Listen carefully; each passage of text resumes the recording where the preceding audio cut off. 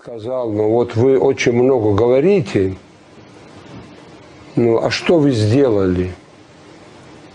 Я сказал, вы знаете, я освободил вас от рабства, в котором вы находились в течение 20 лет.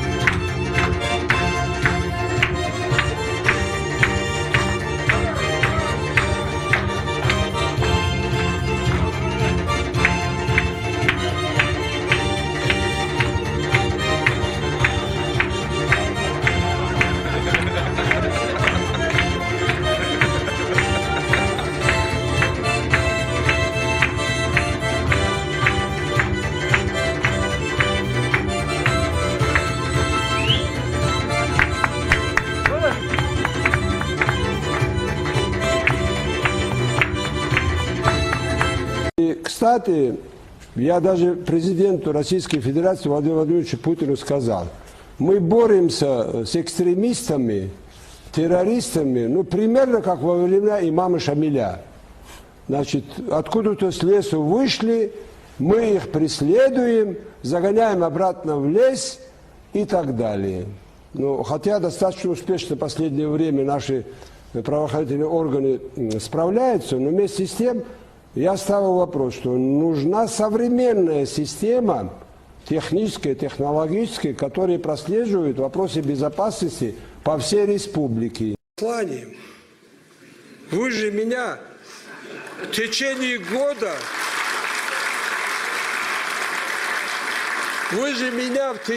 года каждый день посылаете. Но я могу один день нормально поехать и послать.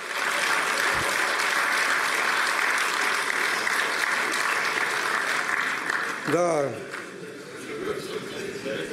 Юмор как средство борьбы против кризиса. И прежде всего кризис сознания.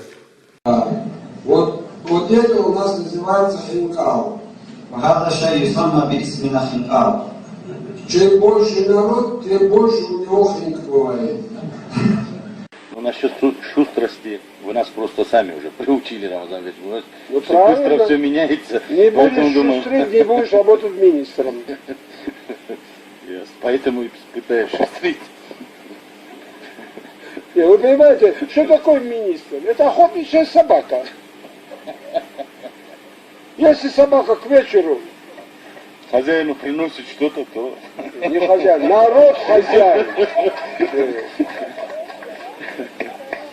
У вас сейчас такой хозяин, который освободил от этого. Но это не означает, что вы не должны нести. Народу несите. А то разучились. Раньше бегали с высунутым языком, тащили. Увидела? Салам алейкум.